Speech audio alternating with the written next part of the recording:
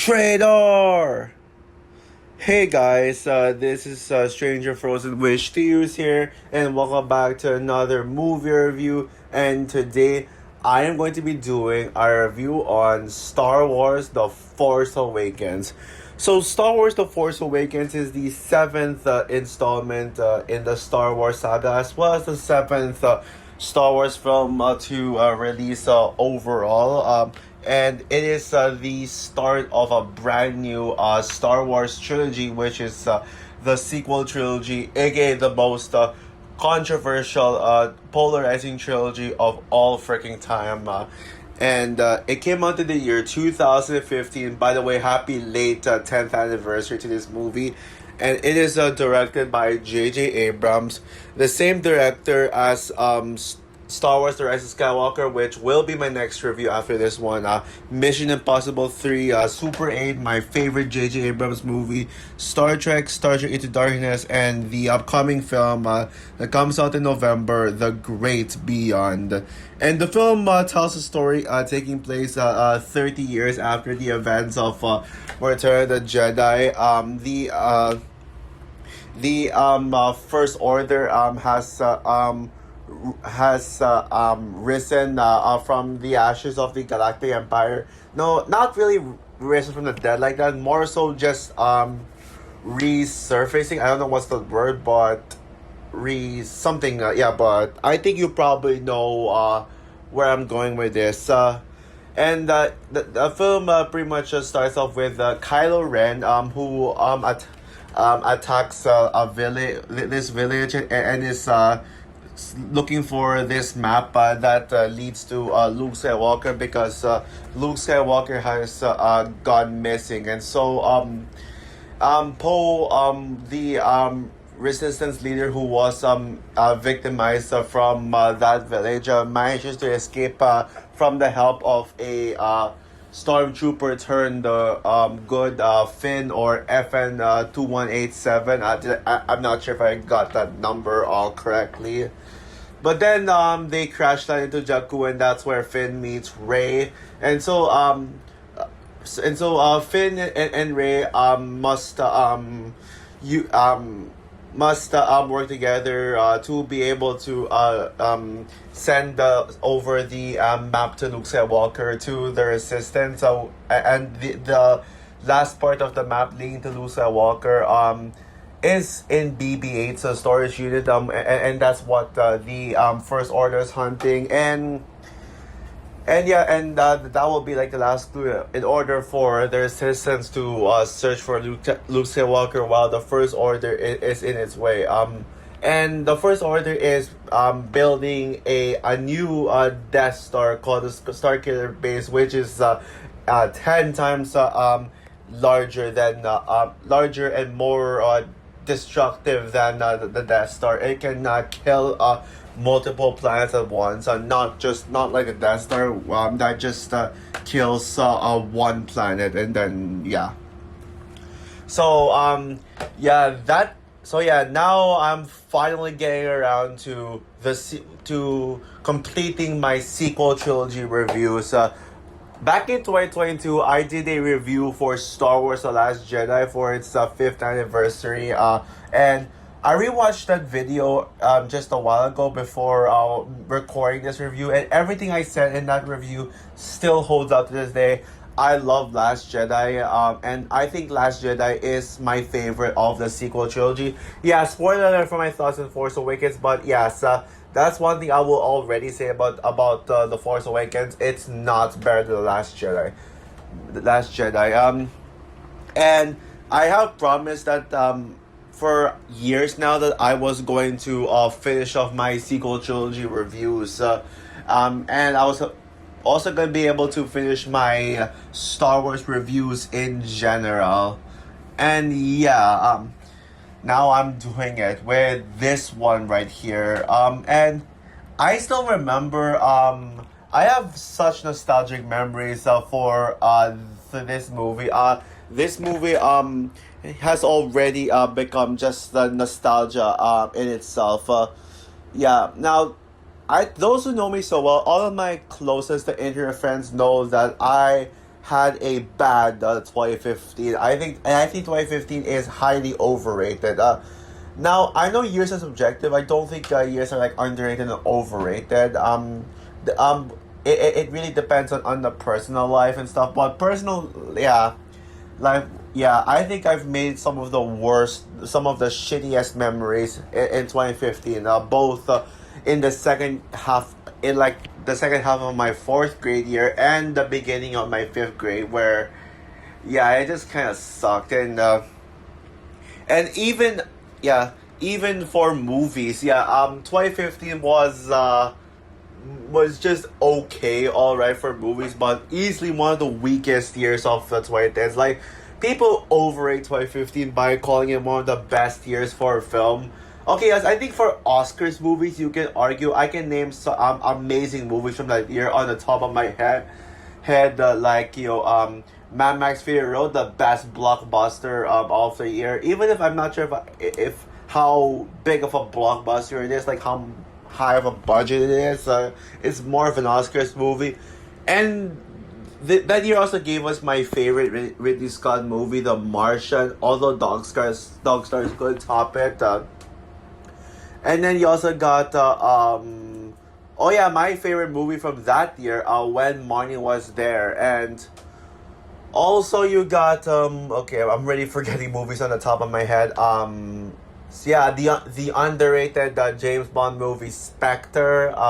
And by the way, I still stand by defending Spectre. By the way, I'm not. I don't remember if I don't remember if I actually did review Spectre on my channel. But one thing's for sure.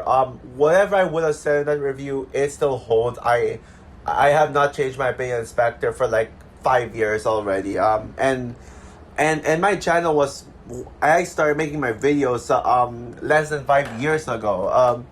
By the way, I gotta think of a special video for my 50th anniversary special, because it's almost it's almost the fifth anniversary of my video making. Yeah, how time flies. And oh, and also I should mention Inside Out as well, because I think Inside Out does deserve the hype. But when it comes to like the actual big event films, usually I have a bias towards event films, and I always want to give them like a 5 out of 5. But the two biggest event films of the year, Avengers: Age of Ultron and this one here, they're not as good as I hyped them up to be. Well, at least for the time being. Maybe a little spoiler for my thoughts in The Force Awakens, but I mean, I'm still building up by talking about like the memories I made. Yeah. Age of Ultron was my most anticipated movie of 2015, even over Force Awakens. And even looking back at the trailers for both movies, yeah, I still would think of Age of Ultron as my most anticipated movie of 2014, because it's 2015, because it's freaking Avengers. And I did overpraise this movie back when it came out, and it was the first movie I saw in AMC theaters, by the way, during my very first trip to the US, which is easily one of the redeeming qualities of the shitty year that was 2015. And also another one of the best moments of 2015 was Star Wars: The Force Awakens, a movie that, yes, when I got out of it, I did put it as not only my favorite movie of 2015, dethroning Age of Ultron. Well, Inside Out also did dethrone Age of Ultron when I saw it in cinemas, by the way. But also it was my favorite movie of all time when I first saw it. Yeah. But then again, I was like the type of person, like whenever a new event film comes out, I would put as my favorite movie of all time. I did that with Captain America: Civil War a few months later, and then Rogue One. Even if though it was not much of a quote unquote event film, it's still a Star Wars movie, and that was when I confirmed myself as like, a 100,000,000% Star Wars fanboy. Like, that was like the peak of my Star Wars fanboyism. And then you also got a few films in 2017, and then Last Jedi, all that stuff. And yeah, my cinema experience watching Star Wars: The Force Awakens, it was maybe, arguably, one of, if not my favorite, memory that I have made in 2015 when yeah I watched this movie at like a special private screening with Star Wars fans. It was not a van screening, by the way, but it was a special premiere fan screening, and I, I was with this crowd of audiences, and they all were cheering for this movie, like, even at the opening crawl when like da da da da da da da, yeah, my audiences were cheering as loud as fuck, man, like basically on the same level as Infinity War. And if I were to do a top 10 best cinema experiences list, maybe I should.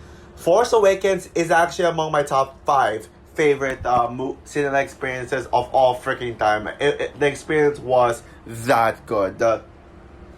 And even if as good as Age of Ultron was, just seeing it for the first time in AMC, it does not compare to The Force Awakens.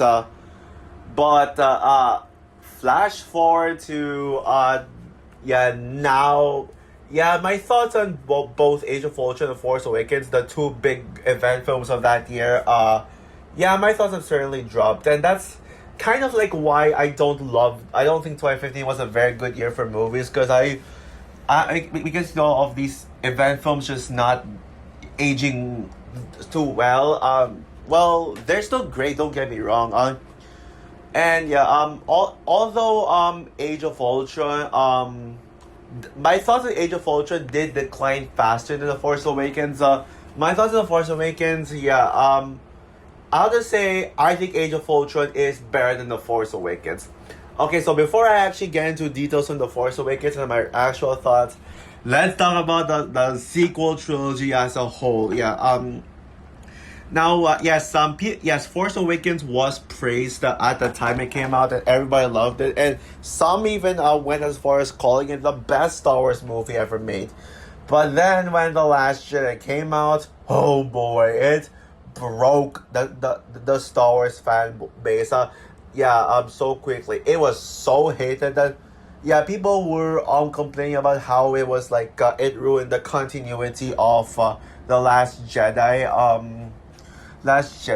And then in 2019, before Rise of Skywalker came up, people that was when The Force Awakens already got hate. For when The Last Jedi came out, the complaints was that it broke the continuity era of The Force Awakens. But they still looked at Force Awakens as a great Star Wars movie. But it was Rise of Skywalker's release that made people just go like, fuck Force Awakens. That's actually a shitty movie. Why did we overhype it back then? And realize that the problem with The Last Jedi and The Rise of Skywalker is the sequel trilogy as a whole. And the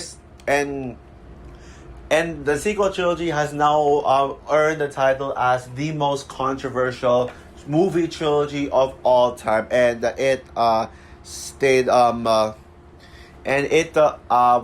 remained that way.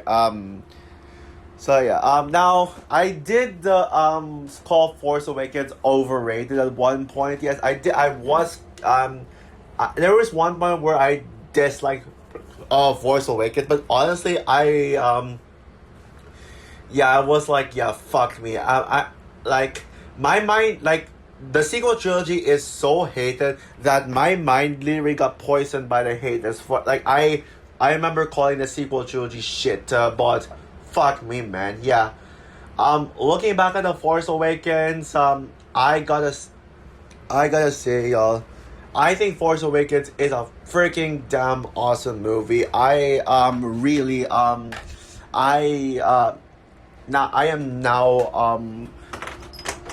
I've now gone back to my pretty much more generous-ish thoughts on The Force Awakens. I think it is a damn awesome movie. Now, granted, yes, like I already said everything. I said that it's not better than The Last Jedi, and when it comes to the big event blockbusters 2015, I prefer Age of Ultron over Force Awakens. But yeah, it doesn't. Rewatching this movie, yeah, it certainly does not have the magic.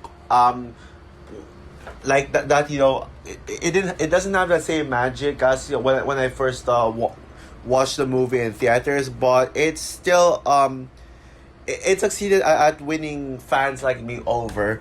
Now, granted, the movies does have its flaws.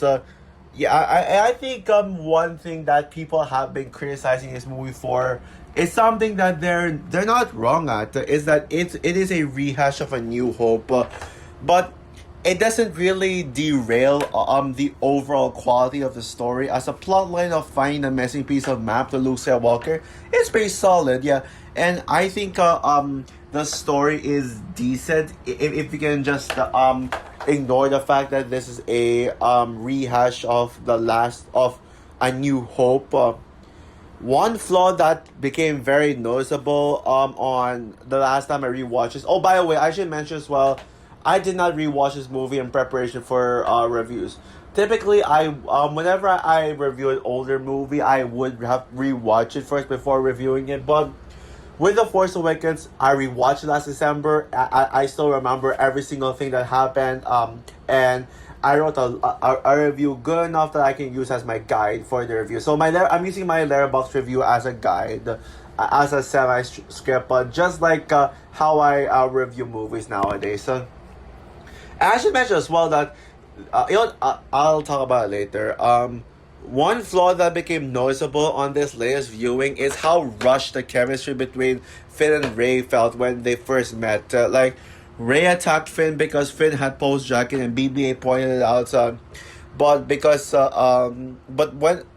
when Finn tells Rey that he's part of the resistance, Rey immediately just starts liking Finn, just starts trusting Finn, and and then they quickly had became good friends and shippers and all that stuff. I mean, sure, I do love Finn and Rey's chemistry, and I do kind of ship them. I think the chemistry is overall great because you can just feel them being like a great pair, like they're a perfect pair together. But I wish that the movie took its time to like actually develop them, and Rey, like, there still could have been a part of Rey that didn't really trust Finn, like when Finn tells Rey that he's a part of the resistance, or Rey should just not did Rey did not need to believe Finn that quickly and just immediately became friends with him and trusted him. Yeah, they still could have hate could have still hated Finn, and then maybe it could have taken a layer part of the story for Rey to actually get along with Finn well. So I think that it definitely was a rush. Then, even if a part of me does ship Finn and Rey, I think it was for the best that they don't become a couple, and I will give the movie credit for that. Yeah. What makes this movie overall work is the combination with a condensed story and a higher scale to it. As this is the return to form for Star Wars, knowing how much hype it's going to get, the movie focuses more on spectacle and being an event film, and it works that way. Oh, and the new characters are introduced pretty well. I really like the new characters. Rey is, yes, I know Rey is one of the most controversial fictional characters of all time. A lot of people love to shit on her because, oh, she's a Mary Sue, oh, she's the definition of a woke girl boss, oh, it's her fault that we all hate girl bosses nowadays. I don't think Rey is nearly as bad as people make her out to be. The reveal of Rey being a Jedi in the climax was actually badass, especially how my reaction was when I first watched it. Yeah, I still remember that time. I didn't think that Rey was a Jedi. I remember when the film was promoting Finn to be like the new Jedi, and Rey was just a damsel in distress. Yeah, the moment Rey took the lightsaber and used the Force when I first saw the film in theaters, I was I mean, my jaw freaking dropped. I was like, well, I wish I showed it, but I don't show my face in videos. So yeah, but basically the jaw drop. You know what it is. Yeah, that's how I felt when seeing that. Also, I know people criticized Rey in this film for being stronger than Kylo Ren out of nowhere. The reason why Rey defeated Kylo Ren in the final battle is because Kylo stupidly gave Rey a major advice that was key to getting him defeated. Yeah, he told Rey to use the Force. And he...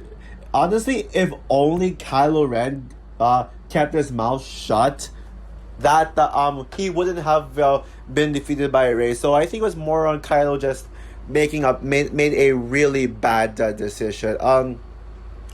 One of the best things about the film, and one thing that we could all agree on was a great element in the film, is the unique characterization of Finn. Finn is one of the most unique characters in Star Wars.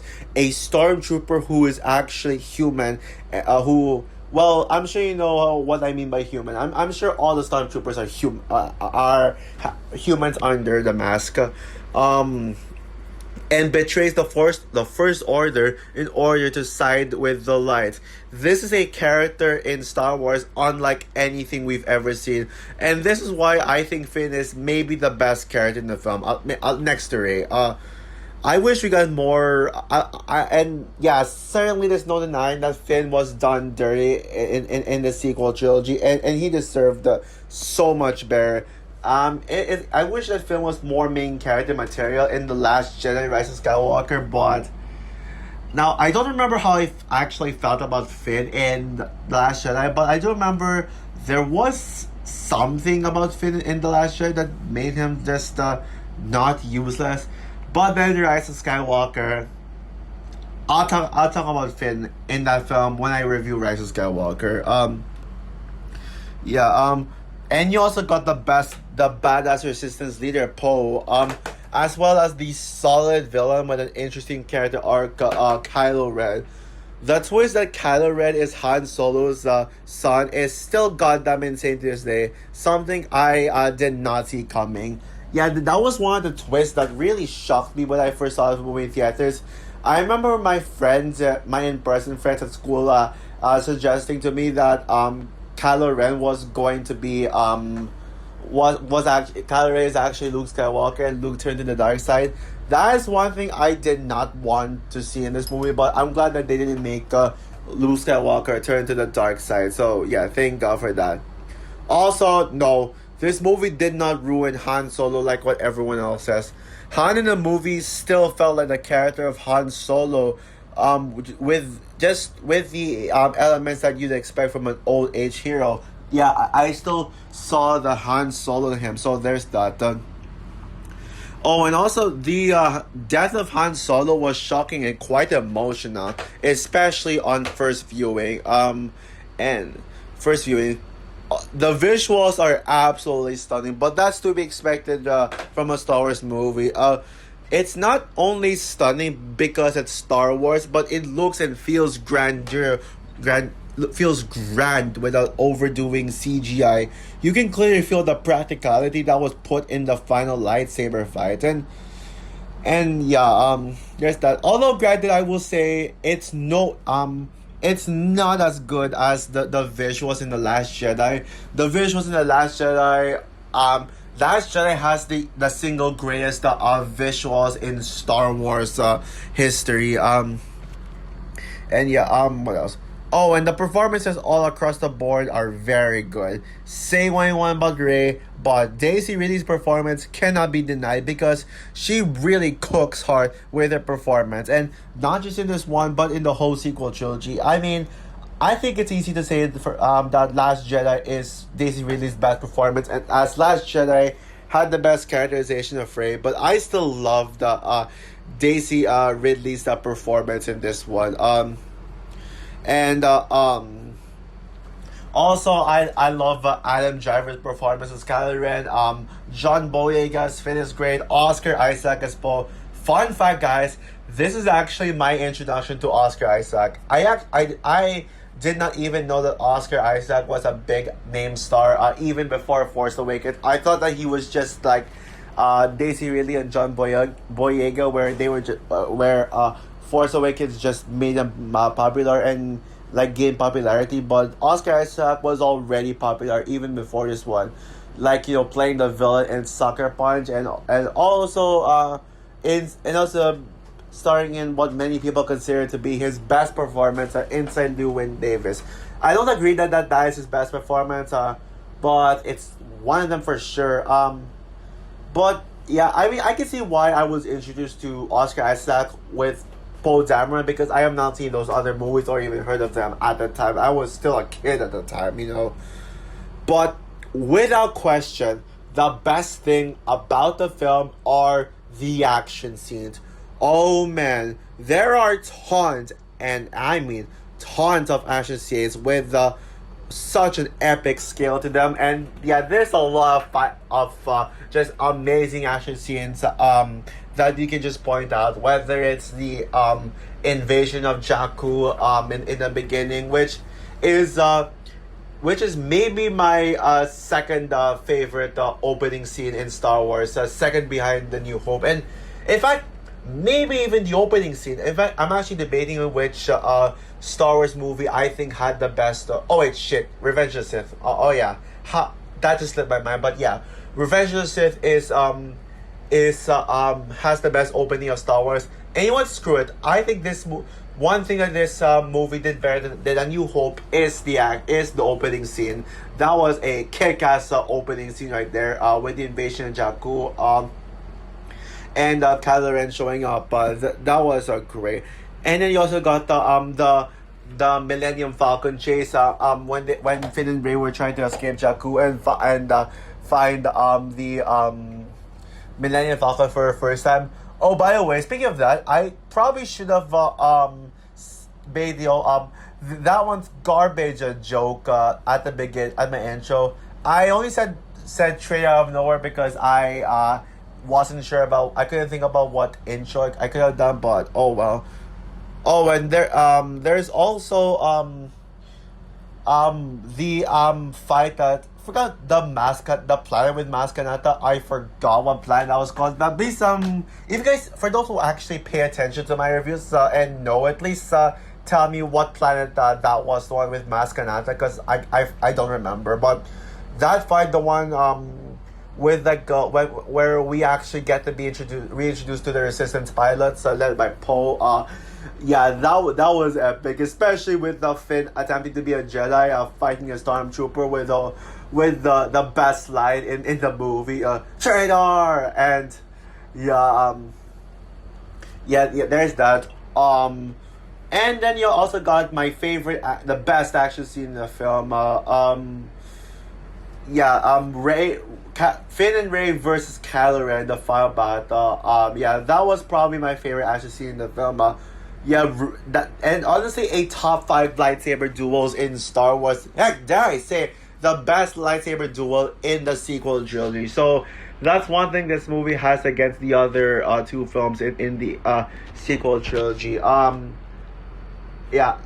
one thing I love about this movie is the cameo Daniel Craig, who was in this stormtrooper mask, like in the scene where Rey was like trapped in the bed thing, whatever you call it, and then Daniel Craig's stormtrooper was so stupid when Rey was trying to control him, and then he just listened to Rey, and then he released Rey, causing Kylo Ren to have that meltdown. And by the way, that meltdown, Kylo Ren's meltdown, like when he uses his lightsaber to like slam the walls, like break things. Yeah, it's always funny every time I watch it. Maybe the funniest moment in all of Star Wars. Oh, and also I love the ending as well, where we actually get to see Rey like handing the lightsaber over to Luke, and like in that island. Yeah, that was a great ending. And Even if yes, Last Jedi did change the direction that J.J. Abrams wanted. Oh well, I think it's for the best. So overall, Star Wars: The Force Awakens is a film that may be fueled by nostalgia, fan service, and spectacle with a safe story, but it uses those elements to elevate the film experience and the experience of watching it instead of downgrading it. Sometimes all you need is a fun movie to be a banger, and this one does the job. This is one of my most rewatched movies ever. I actually kind of memorized Love Lines. I'm not gonna do it here right now. But I do remember very well a lot of this movie's dialogue. This movie's lines. Like I've rewatched it that countless of times. So yeah, yes. Also, by the way, I forgot to mention as well that at the time I forgot.